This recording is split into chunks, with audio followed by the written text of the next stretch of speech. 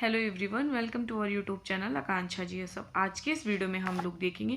देखो, नाइन्थ का और टेंथ का पॉलिटिकल साइंस, अगर आप 6 to 8 दे रहे हो या फिर 9 to 10 दे रहे हो, 11 12 तो तब तो पढ़ना ही है। लेकिन अगर आप 6 to 8 दे रहे हो ना, तो भी आप पॉलिटिकल साइंस और हिस्ट्री को कवर कर लेना, क्योंकि जो मैं प्रीवियस ईयर कराई हूँ आप खुद प्रीवियस ईयर देख लीजिए।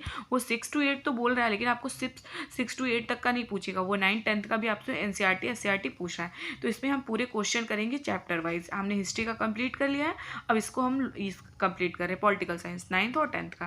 देखिए, पहला जो इसमें चैप्टर है लोकतंत्र का क्रमिक विकास, इससे जो क्वेश्चन बन सकते हैं उसको देखते हैं।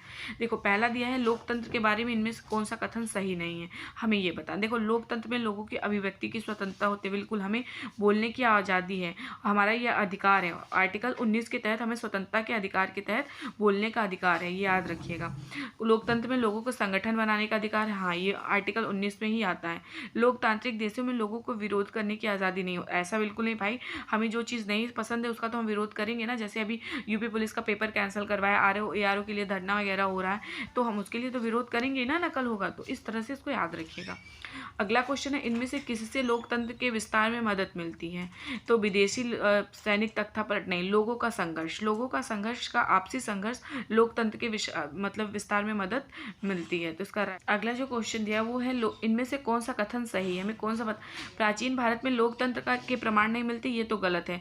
दूसरा है ब्रिटेन में 1688 में गौरवपूर्ण क्रांति के बाद लोकतंत्र कमजोर हो गया, ये भी गलत है। अगला है फ्रांस ने 1789 ईस्वी में क्रांति ने लोकतांत्रिक शासन की नींव डाली थी, बिल्कुल। तो इसका राइट आंसर ऑप्शन सी है। और इनका 3 वाक्य याद रखिएगा, स्वतंत्रता, समानता और बंधुत्वता। ये आपसे पूछा जाएगा कि मतलब कौन से क्रांति से लिया गया था, तो फ्रांस की क्रांति से।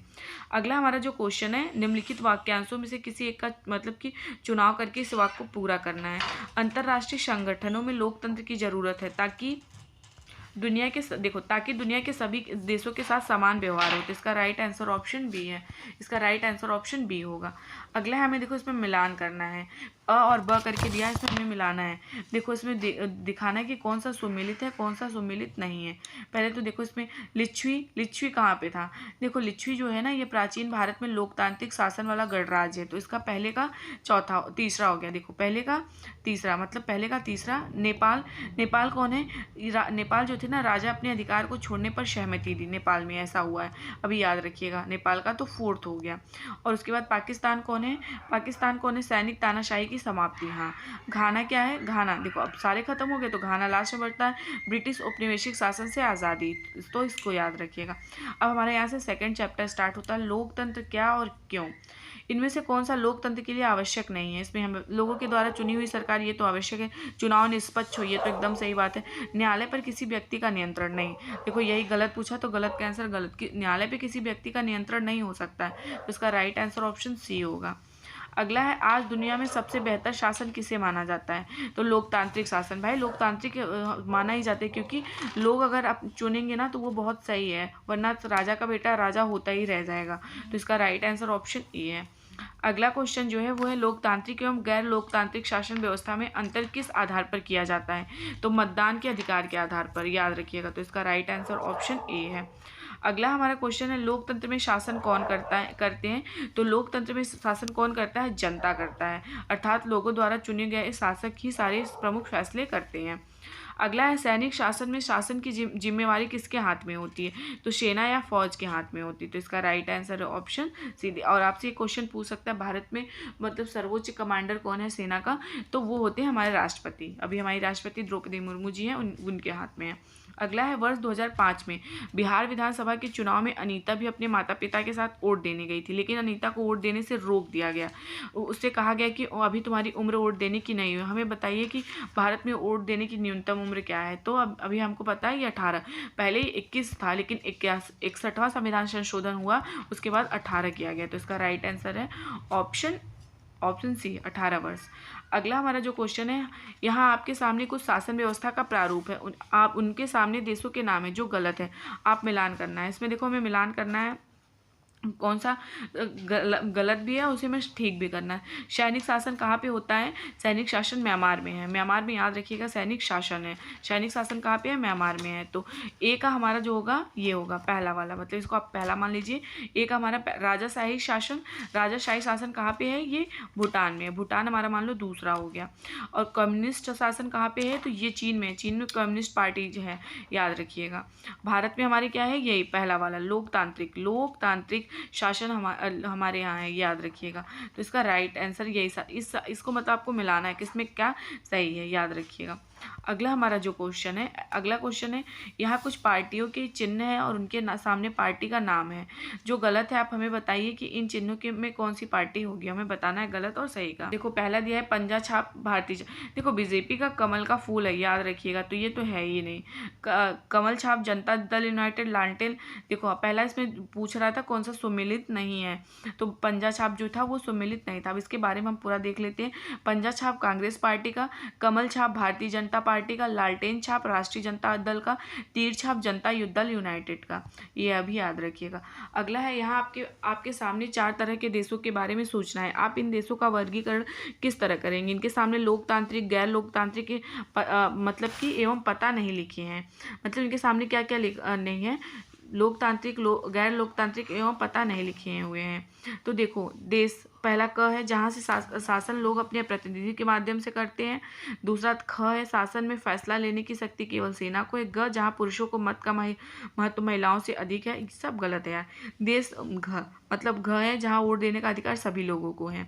तो देखो इसमें हमें बताना है मतलब किस तरह से हमें इसको मिलाना है। देखो जहाँ शासन लोग अपने प्रतिनिधित्व के माध्यम से करते हैं वो तांत्रिक, जैसे हमारे यहाँ होता है लोकतांत्रिक। शासन में फैसला लेने की शक्ति केवल सेना को है, तो गैर मतलब ये म्यांमार में हो गया। इसका एग्जाम्पल आप म्यांमार दे सकते हैं।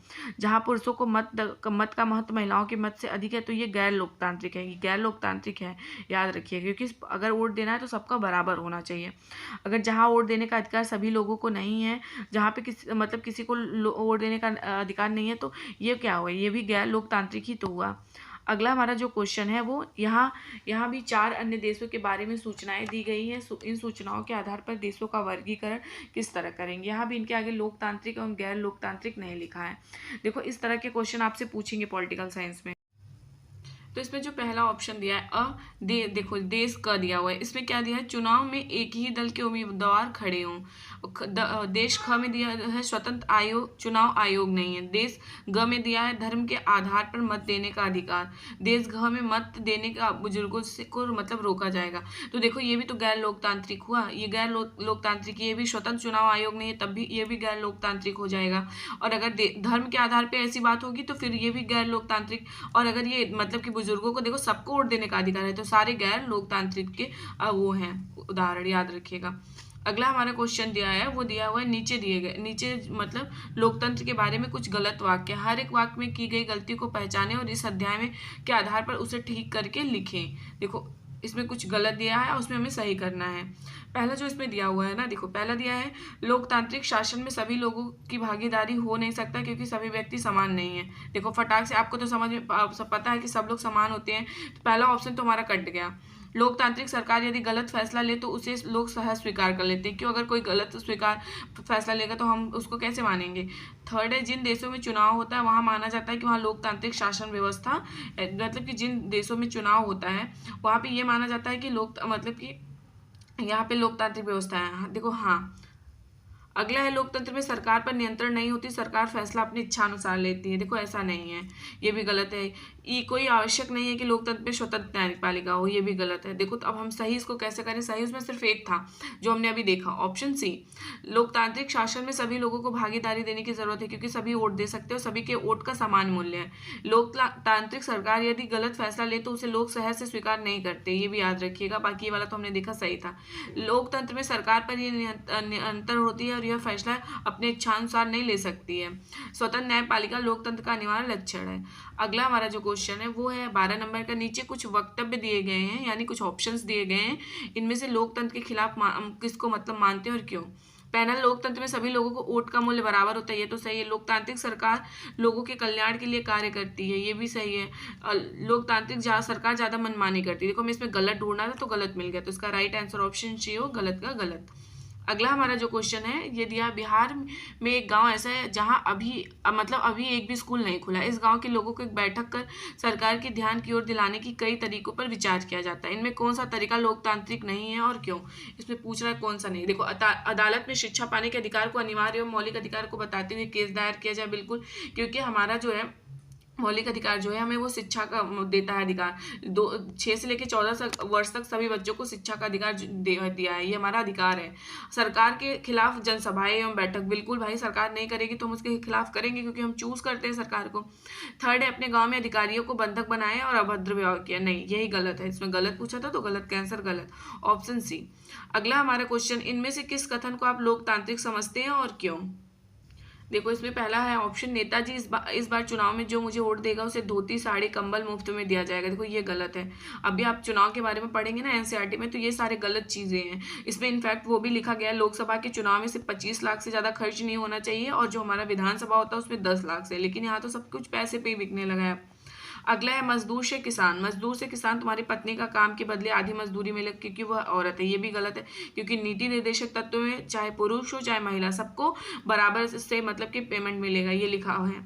अगला है अधिकारियों से कर्मचारी हमारे काम के दौरान सरकार द्वारा निर्धारित सुविधाएं मिलनी चाहिए, बिल्कुल। अधिकारियों से जो मतलब कर्मचारी वगैरह हैं अगर काम करते हैं तो सरकार के द्वारा जितना निर्धारित वेतन है उनको मिलना चाहिए, याद रखिएगा। अब हमारे यहाँ से थर्ड चैप्टर शुरू होता है, संविधान निर्माण। देखो इसमें पहला दिया है, नीचे कुछ गलत वाक्य दिया हुआ है, इसमें की गई गलती को पहचाने और इस अध्याय के आधार पर उसको ठीक करके बताना है। देखो इसमें पहला दिया, स्वतंत्रता के बाद देश लोकतांत्रिक हो या ना हो, इस विषय पर स्वतंत्रता आंदोलन के नेताओं ने अपना दिमाग मतलब उनका खुल गया था। दूसरा है, भारतीय संविधान के सभी सदस्य संविधान में कहीं हर एक बात पर सहमत थे। जिन देशों में संविधान है वहां लोकतांत्रिक शासन व्यवस्था होगी। संविधान देश का सर्वोच्च कानून होता है, इसलिए इसमें बदलाव नहीं किया जा सकता। देखो बदलाव तो किया जा सकता है, देखो थोड़ा बहुत जब जरूरत होती है, तो अभी तो एक बार प्रस्तावना में भी हो चुका है। तो हमें देखो पहले क्या ढूंढना है इसमें, सही देखो पहले, स्वतंत्रता आंदोलन के नेताओं की आम सहमति थी कि आजादी के बाद भारत एक लोकतांत्रिक राष्ट्र होगा, बिल्कुल। भारत की संविधान सभा के सदस्यों ने संविधान के मूल सिद्धांतों पर समान विचार रखे। जो देश के लोकतांत्रिक देश है उसका संविधान अवश्य होना चाहिए। संविधान के समय और नागरिकों की आवश्यकताओं के अनुसार संशोधन किया जाना चाहिए संविधान में, ये भी याद रखिएगा। अगला है दक्षिण अफ्रीका। दक्षिण अफ्रीका का लोकतांत्रिक संविधान बनाने में इसमें कौन सा टकराव सबसे महत्वपूर्ण था? तो गोरे अल्पसंख्यक और अश्वेत बहुसंख्यकों का। ये मतलब उस टाइम पे देखो दक्षिण अफ्रीका में गोरे और काले के भेद में मतलब लड़ाई हुई थी ना, नेल्सन मंडेला जिससे संबंधित है, तो इसका राइट आंसर ऑप्शन सी है। अगला हमारा जो क्वेश्चन है थर्ड नंबर का, लोकतांत्रिक संविधान में कौन सा प्रावधान नहीं रहता? इसमें कौन सा प्रावधान नहीं रहता? देखो शासन प्रमुख के अधिकार ये भी रहते हैं, शासन प्रमुख का नाम नहीं रहता है, विधायिका के अधिकार रहते हैं, देश का नाम रहता है। इसमें गलत पूछा है तो गलत का आंसर गलत होगा, ऑप्शन बी इसका राइट आंसर है। अब देखो मोस्ट इंपॉर्टेंट क्वेश्चन, इसमें मिलान दिया है, इसमें मेल बैठाना है कि कौन सा सही है, मतलब इसको मिलाना है। मोतीलाल नेहरू, देखो मोतीलाल नेहरू ने सबसे पहले क्या किया था, 1928 में भारत का संविधान बनाया था। उद्देश्य प्रस्तावना मतलब इसको आप बोल सकते हो जैसे, तो फिर पहले का क्या हो गया, पहले का 4 याद रखिएगा। BR अम्बेडकर, ये कौन थे आपको याद है? प्रारूप कमेटी या फिर ड्राफ्टिंग कमेटी, आप दोनों इसका नाम याद रखिएगा, दोनों एक ही है। तो ये इनके मतलब के अध्यक्ष थे। डॉक्टर राजेंद्र प्रसाद, याद रखिएगा, डॉक्टर राजेंद्र प्रसाद जो थे वो संविधान के अध्यक्ष थे, एक, ठीक है। सरोजिनी नायडू कौन थी? तो लास्ट में मतलब संविधान सभा की सदस्य थी, ये भी याद रखिएगा आप जरूर से, मतलब इसको याद रखिएगा क्योंकि ये क्वेश्चन आया हुआ है। यहाँ एक बार देख लेते हैं, मोतीलाल नेहरू 1928 में भारत का संविधान बनाए। संविधान के आप उद्देश्य मतलब कि प्रस्तावना बोल सकते हो इस तरह से, BR अम्बेडकर प्रारूप कमेटी के अध्यक्ष, राजेंद्र प्रसाद संविधान सभा के अध्यक्ष, सरोजिनी नायडू संविधान सभा के सदस्य थी, ये भी याद रखिएगा। अगला जो क्वेश्चन है वो दिया हुआ है जवाहरलाल नेहरू के बारे में। इसमें देखो जवाहरलाल नेहरू के नियति के साथ साक्षात्कार वाले भाषण के आधार पर निम्नलिखित प्रश्नों का जवाब दें। देखो इसके बारे में हम लोग पढ़ेंगे और पूरा मतलब इसका पढ़ लेंगे डिटेल्स में, ताकि जहां से क्वेश्चन आए उसको हम गलत ना करें। पहला है, नेहरू ने क्यों कहा कि भारत का भविष्य सुस्ताना और आराम का नहीं है? इन्होंने ये बात क्यों कहा? देखो जवाहरलाल नेहरू ने अपने भाषण ट्रस्ट विद डेस्टिनी में पूरी तरह से अभिव्यक्ति का इस्तेमाल किया था, मतलब कि क्योंकि उनके लिए राष्ट्र निर्माण एक चुनौतीपूर्ण कार्य था जिसे रातों रात हासिल नहीं किया जा सकता था। उन्होंने यही बात कहा था, इसलिए वो चाहते थे राष्ट्र निर्माण का एक क्रमिक प्रक्रिया हो, और मतलब कि अब आराम से आप सुस्त कर होके और मतलब इसको अपने जो देश है उसको आज़ाद नहीं करा सकते और राष्ट्र का निर्माण नहीं हो सकता। अगला है, नए भारत के सपने किस तरह विश्व से जुड़े हैं। तो नेहरू हमारे राष्ट्रपिता महात्मा गांधी जी का जिक्र कर रहे थे इसमें, ठीक है। नेहरू चाहते थे कि देखो अगला है, वे संविधान निर्माताओं से क्या शपथ चाहते थे। नेहरू चाहते थे कि संविधान, जो भारतीय संविधान बना था, निर्माता भारत और उसके लोगों की सेवा और मानवता के बड़े उद्देश्य के प्रति समर्पण की शपथ लें। तो इसको याद रखिएगा। देखिए अगला क्वेश्चन दिया हुआ है, इसमें है कि हमारे संविधान को दिशा देने वाले कुछ मूल्य और उनके अर्थ हैं, इन्हें आपसे मतलब आपस में मिलाकर दोबारा लिखिए। मतलब कि इसमें मिलाना है कौन सा किसमें सही है। सबसे पहले संप्रभु। देखो संप्रभु ऐसा चीज होता है जो फैसले लेने का मतलब सर्वोच्च अधिकार लोगों के पास है, लेकिन अगला कोई मतलब अगर देश वाला आता है तो वो क्या करता है, इसमें हस्तक्षेप नहीं करता है। हमारा जो है ना वो संप्रभु है, याद रखिएगा। तो अ का कौन सा हुआ, दूसरा याद है। गणतंत्र क्या है, गणतंत्र ऐसा चीज है शासन प्रमुख एक मतलब कि चुना हुआ व्यक्ति, गणतंत्र यही होगा। गणतंत्र का यही मतलब होता है कि हम लोग जिसको चुने और एक मतलब शासन से प्रमुख चुना हुआ एक व्यक्ति। तो इसका क्या हो गया, तीसरा हो गया। बंधुत्व क्या हो गया, बंधुत्व जो होता है ना वो लोगों को आपस में परिवार की तरह रहना सिखाता है, मतलब भाईचारे की तरह। तो इसका क्या हो गया, 4 हो गया, ये याद रखिएगा। धर्मनिरपेक्ष, देखो धर्मनिरपेक्ष का मतलब होगा किसी मतलब सरकार किसी धर्म के निर्देशों के अनुसार काम नहीं करेगी, ये भी याद रखिएगा। और किसी को हम बाध्य भी नहीं कर सकते कि वो क्या करे, कि हमारे अकॉर्डिंग धर्म को माने, ये भी याद रखिएगा। अगला हमारा 7वें नंबर का क्वेश्चन है, इसमें भारत के लोकतंत्र के स्वरूप में विकास के प्रमुख कारणों के बारे में कुछ अलग अलग विचार। इस प्रकार इनमें से हर कथन को भारत के लोकतांत्रिक व्यवस्था के लिए कितना महत्वपूर्ण मानते हैं। पहला जो दिया, अंग्रेज शासकों ने भारत को उपहार के रूप में लोकतांत्रिक व्यवस्था दी। हमने ब्रिटिश हुकूमत के समय अपने बनी प्रांतीय असेंबलियों के जरिए लोकतांत्रिक व्यवस्था का काम करने का प्रशिक्षण पाया है। दूसरा जो है, हमारे स्वतंत्रता संग्राम ने औपनिवेशिक शोषण और भारतीय लोगों को तरह तरह की आज़ादी ना दिए जाने का विरोध किया। ऐसे में स्वतंत्र भारत का लोकतांत्रिक ही होना ही था। थर्ड है, हमारे राष्ट्रवादी नेताओं की आस्था लोकतंत्र में थी और नौ स्वतंत्र राष्ट्रों में लोकतंत्र का ना आना हमारे नेताओं की महत्वपूर्ण भूमिका को रेखांकित करता। अब इसके बारे में देखो, अंग्रेजों के खिलाफ स्वतंत्रता संग्राम के दौरान लोकतंत्र को हमारे राष्ट्र के प्रमुख रूप में चुना गया था।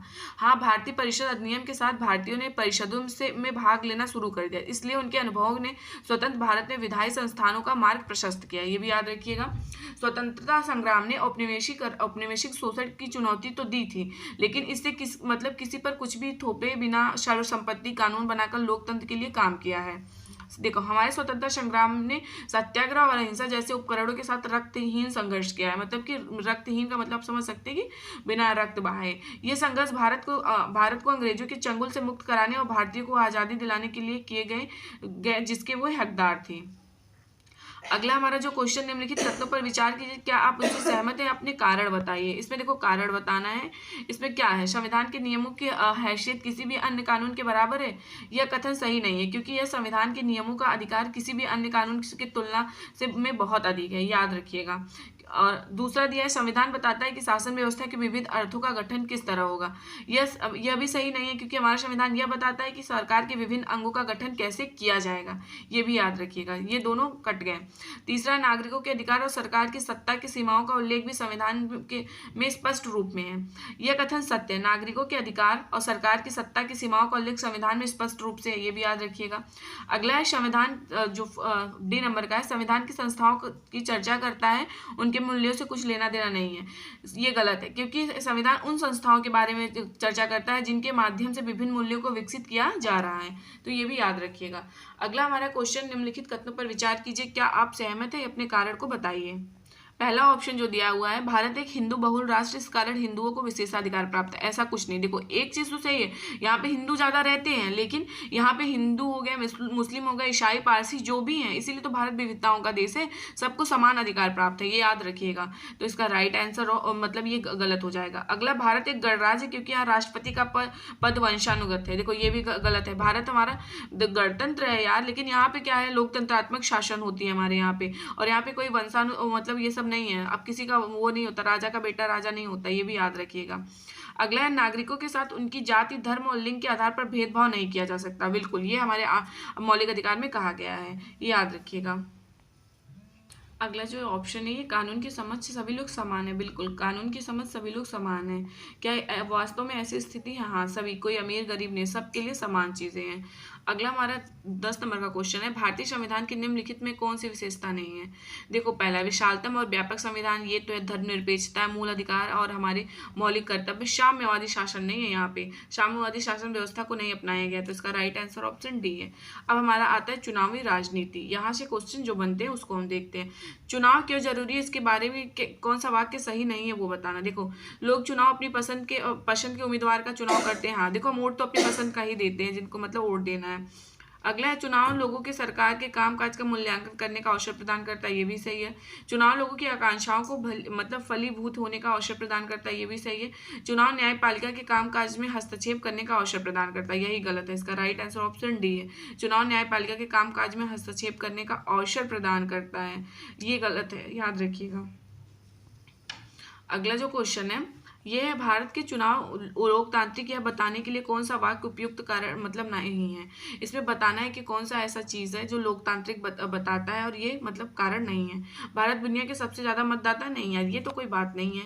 देखो, भारत में चुनाव मतलब स्वतंत्र एवं निष्पक्ष, ये सही है। भारत में 18 वर्ष से अधिक उम्र, हाँ ये दे सकते हैं। भारत में चुनाव हारने वाली पार्टियों को जनादेश को स्वीकार कर लेती है, हाँ, तो इसका राइट आंसर ऑप्शन ए है। ये कोई बड़ी बात तो है नहीं कि भारत में दुनिया का सबसे ज़्यादा मतदाता है। अगला है, निम्नलिखित में मेल को ढूंढे, इसमें हमें मेल को ढूंढना है। सार्वभौमिक, देखो सार्वभौमिक वयस्क मताधिकार लगभग बराबर मतदाता, इसका क्या होता है? तो इसका होता है देखो 18 वर्ष और उससे ऊपर के सभी मताधिकार, याद रखिएगा। इसका राइट आंसर ऑप्शन 2 होगा, ऑप्शन 2 इसका राइट आंसर होगा।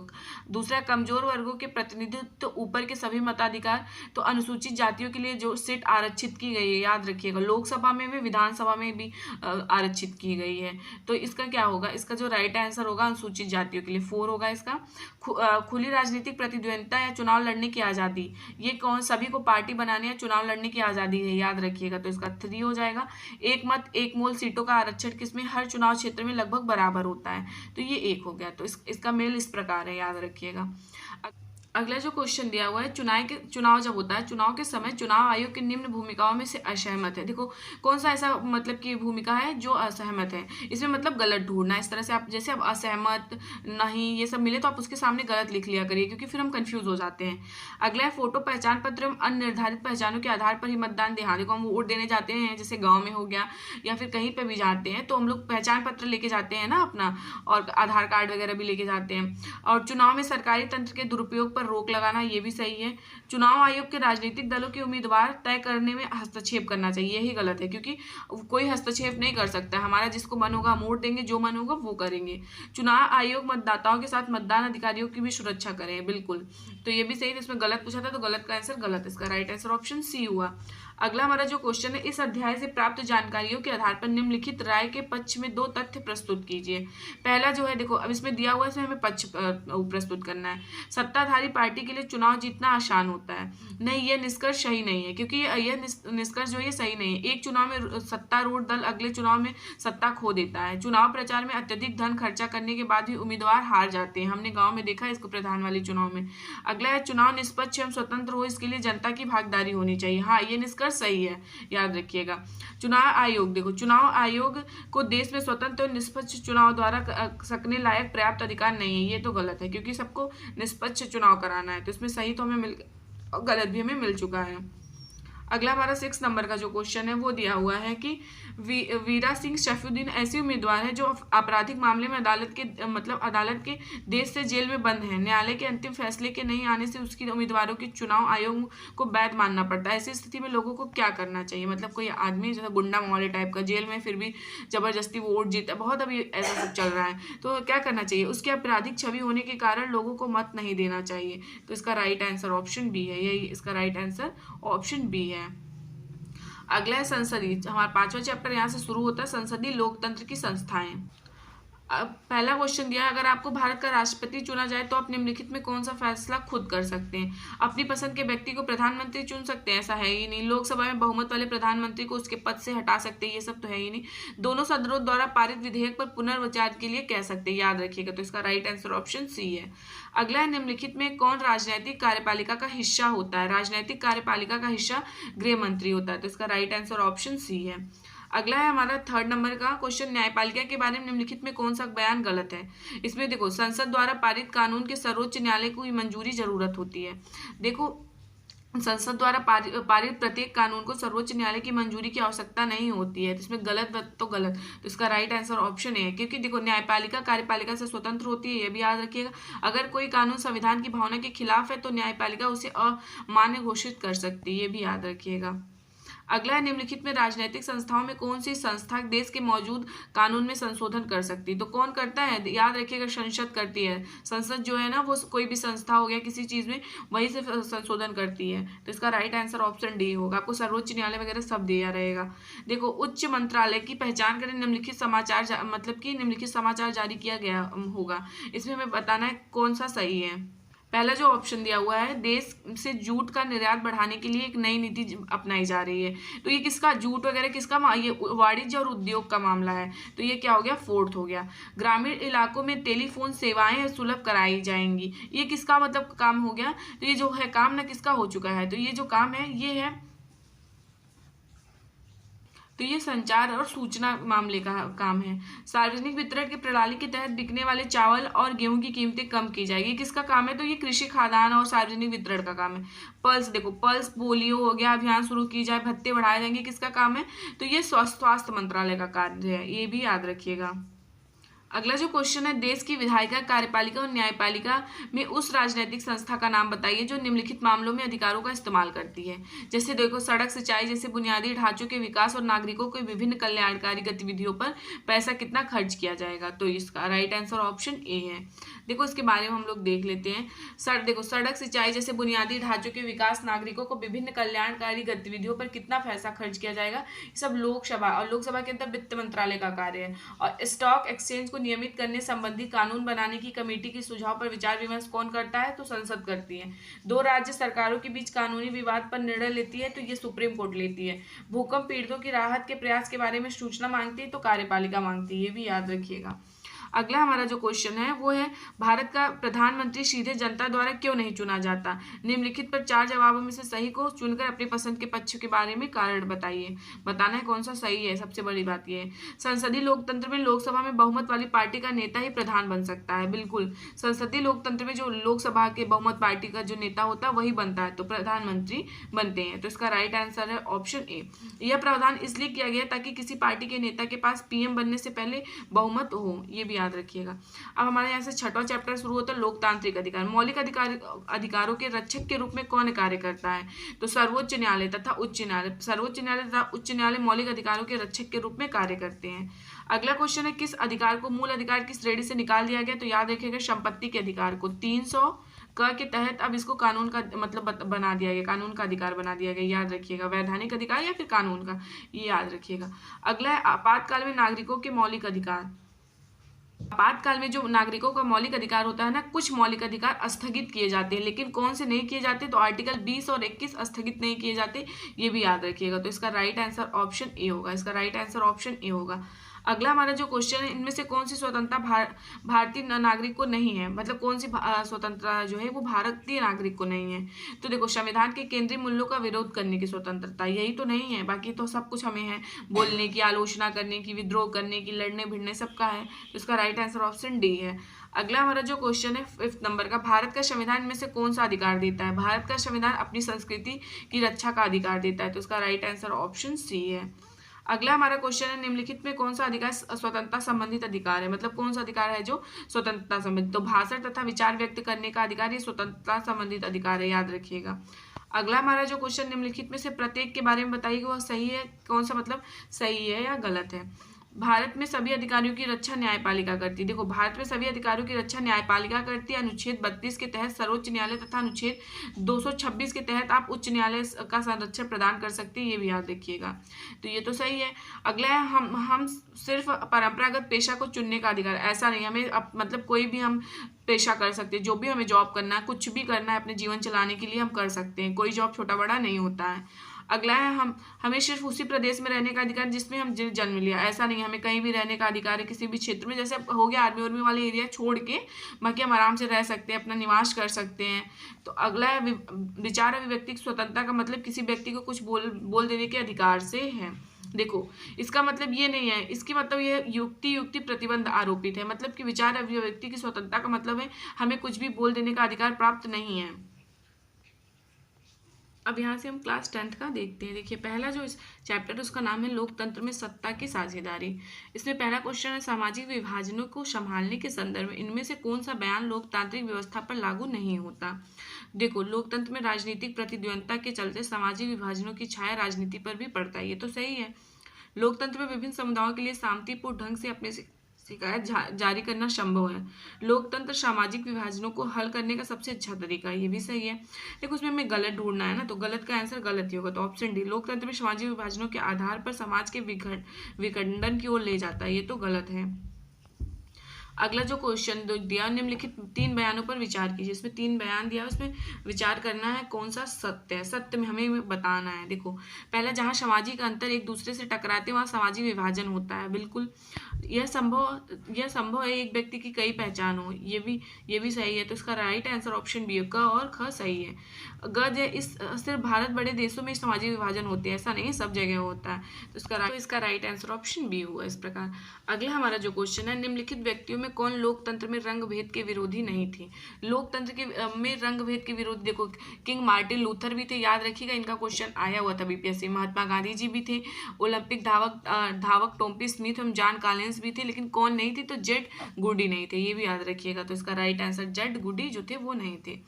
अगला क्वेश्चन है, जब हम लैंगिक विभाजन की बात करते हैं तो हमारा अभिप्राय है। देखो, जब हम लैंगिक विभाजन की बात करते हैं ना, तो हमारा अभिप्राय है समाज द्वारा, देखो जो लैंगिक विभाजन हुआ है ना, वो समाज द्वारा हुआ है, समाज द्वारा स्त्री और पुरुषों को दी गई असमान भूमिकाएं, याद रखिएगा। तो इसका राइट आंसर ऑप्शन बी हुआ।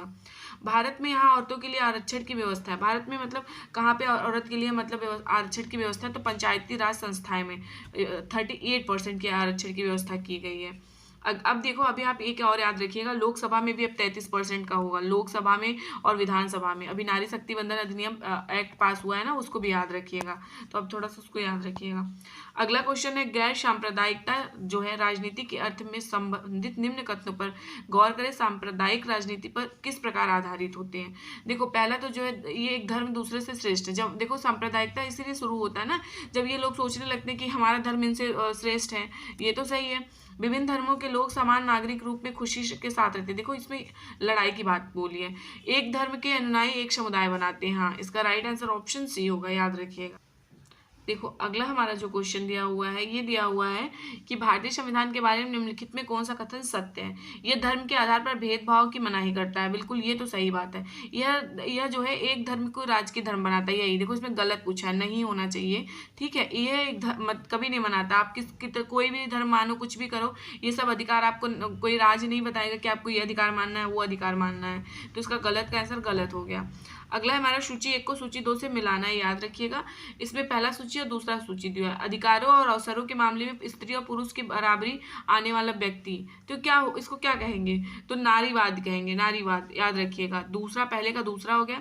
धर्म को समुदाय का मुख्य आधार मानने वाला व्यक्ति, धर्म को देखो, धर्म को समुदाय का मुख्य आधार मानने वाला व्यक्ति का क्या कहलाएगा, सांप्रदायिक, याद रखिएगा, पहला हुआ। जाति को समुदाय का मुख्य आधार मानने वाला व्यक्ति, तो ये जातिवाद कहलाएगा, तो ये हमारा 4th नंबर का हो गया। उसके बाद व्यक्तियों के बीच धार्मिक आस्था पर आधार पर भेदभाव ना करने वाला व्यक्ति क्या कहलाएगा, धर्मनिरपेक्ष, इसको भी याद रखिएगा। अब हमारे यहाँ से सेकंड चैप्टर स्टार्ट होता है, सत्ता में साझेदारी की कार्य प्रणाली।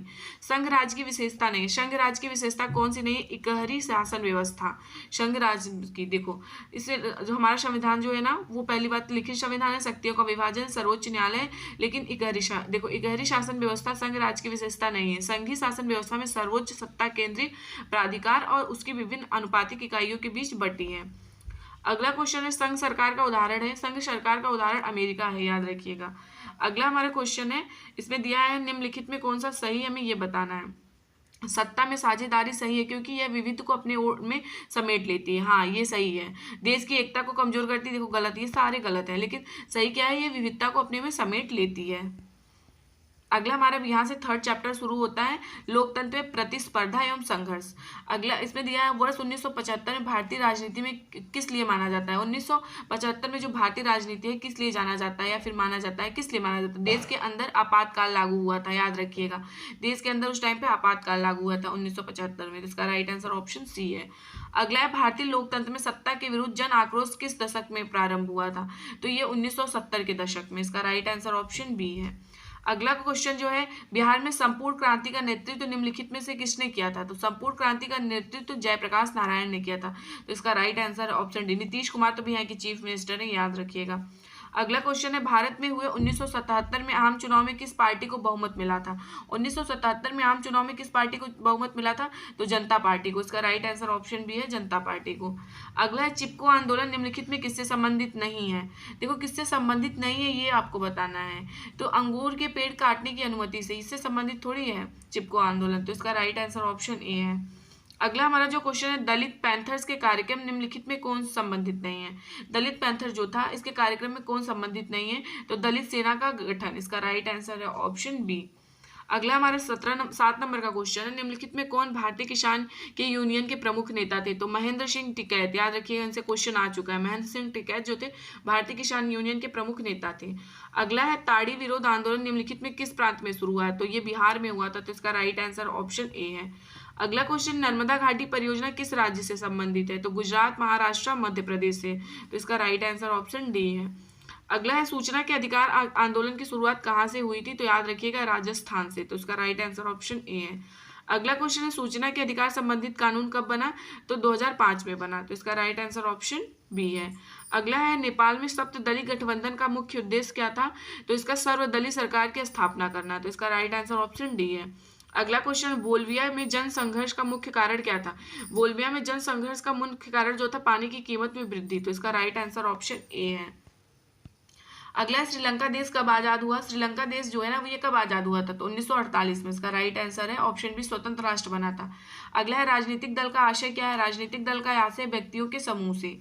अगला हमारा क्वेश्चन है, निम्नलिखित में कौन सा प्रमुख उद्देश्य प्राय सभी राजनीतिक जो दल होते हैं उनका होता है, तो सत्ता प्राप्त करना, तो इसका राइट आंसर ऑप्शन ए है। अगला है, राजनीतिक दलों की नींव सर्वप्रथम किस देश ने रखी थी, तो ब्रिटेन ने, इसका राइट आंसर है ऑप्शन ए। अगला क्वेश्चन है, निम्नलिखित में किसे लोकतंत्र का प्राण माना जाता है। लोकतंत्र का प्राण संविधान को माना जाता है, इसका राइट आंसर ऑप्शन सी है। अगला हमारा क्वेश्चन है, निम्नलिखित में कौन सा कार्य राजनीतिक दल करता है, तो कौन सा कार्य है जो राजनीतिक दल करता है, अफसरों की बहाली संबंधित कार्य, तो इसका राइट आंसर ऑप्शन डी है। अगला हमारा क्वेश्चन जो दिया हुआ है, निम्नलिखित में कौन सा विचार लोकतंत्र में राजनीतिक दलों से मेल नहीं खाता, तो राजनीतिक दलों से कौन मेल नहीं खाता, देश के विकास के लिए सरकारी नीतियों में राजनीतिक दल में बाधा उत्पन्न करना, तो इसका राइट आंसर ऑप्शन सी है। अगला हमारा क्वेश्चन है, किस देश में बहुदलीय व्यवस्था नहीं है, तो कहाँ पे नहीं है बहुदलीय व्यवस्था, तो ब्रिटेन में नहीं है, बाकी पाकिस्तान हो गया, बांग्लादेश, भारत यहाँ पे है। अगला है, गठबंधन की सरकार बनाने की संभावना किस प्रकार की दलीय व्यवस्था में रहती है, तो ये बहुदलीय दलीय व्यवस्था में रहती है, तो इसका राइट आंसर ऑप्शन सी हो। जैसे गठबंधन अभी बिहार के चुनाव में हुआ है, एग्जाम्पल याद रखिएगा। अगला है, किसी भी देश में राजनीतिक अस्थायित्व के लिए निम्नलिखित में से क्या नहीं आवश्यक है, तो किसी भी ढंग से सरकार को अपदस्थ करना, याद रखिएगा। अगला क्वेश्चन है, निम्नलिखित में कौन सी चुनौती राजनीतिक दलों की नहीं है, तो राजनीतिक दलों की देखो राजनीतिक दलों के भीतर समय पर सांगठनिक चुनाव नहीं होना चाहिए, कौन सा नहीं इसमें पूछा है, तो देखो ये तो ठीक है, लेकिन जो गलत पूछा तो गलत का आंसर गलत। राजनीतिक दलों में युवाओं और महिलाओं को उचित प्रतिनिधित्व नहीं मिलना चाहिए, तो गलत हो गया, तो उसका राइट आंसर ऑप्शन बी है। अगला क्वेश्चन है, दल बदल कानून निम्नलिखित में किस पर लागू होता है, तो किस पे लागू होता है, सांसदों और विधायकों पर लागू होता है, याद रखिएगा। अगला क्वेश्चन है, राजनीतिक दलों की मान्यता और उसका चिन्ह किसके द्वारा प्रदान किया जाता है। देखो राजनीतिक दलों की मान्यता हो गई और उसका चिन्ह किसके द्वारा प्रदान किया जाता है, तो ये करते हैं निर्वाचन आयोग के द्वारा। तो इसका राइट आंसर ऑप्शन सी है, याद रखिएगा ऑप्शन सी इसका राइट आंसर है। अगला हमारा क्वेश्चन है निम्नलिखित में से कौन राष्ट्रीय दल नहीं है। राष्ट्रीय दल इसमें कौन सा नहीं है, तो राष्ट्रीय जनता दल और लोक जनशक्ति पार्टी ये नहीं है, तो ए और सी। तो इसका राइट आंसर ऑप्शन ए और सी होगा, याद रखिएगा। अगला जो क्वेश्चन है जनता दल यूनाइटेड, मतलब जिसको यूनाइटेड बोल सकते हैं, पार्टी का गठन कब हुआ, तो 1999 में। इसका राइट आंसर ऑप्शन बी है। अब यहाँ से हमारा 4th चैप्टर शुरू होता है, लोकतंत्र की उपलब्धियां। इसमें पहला जो क्वेश्चन दिया है वो है लोकतंत्र की सफलता निर्भर करती है, मतलब लोकतंत्र की सफलता है वो किस पे निर्भर करती है, तो नागरिकों की विवेकपूर्ण सहभागिता पे। तो इसका राइट आंसर ऑप्शन सी है। अगला क्वेश्चन है 15वीं लोकसभा चुनाव से पूर्व लोकतंत्र में महिलाओं की भागीदारी कितनी थी। 15वीं लोकसभा चुनाव से पहले पूर्व में लोकतंत्र में महिलाओं की भागीदारी सिर्फ 10% थी। इसका राइट आंसर ऑप्शन ए है। अगला है लोकतंत्र जनता का, जनता के द्वारा जनता के लिए शासन, इसको किसने कहा था, तो अब्राहम लिंकन ने। इसका राइट आंसर ऑप्शन बी है। अगला क्वेश्चन है नए विश्व सर्वेक्षण के आधार पर भारतवर्ष में मतदाताओं की संख्या लगभग कितनी है, तो 90 करोड़। अगला है क्षेत्रवाद की भावना का एक कुपरिणाम है, क्या है, तो इसका कुपरिणाम तो अलगवाद है। तो हमारा क्लास 9th और 10th का पॉलिटिकल साइंस खत्म हो गया। अगर वीडियो पसंद आए तो प्लीज़ वीडियो को लाइक करिएगा, कॉमेंट करके बताइए वीडियो कैसा है। आगे की वीडियो को देखने के लिए चैनल को सब्सक्राइब कर लीजिएगा। Thank you.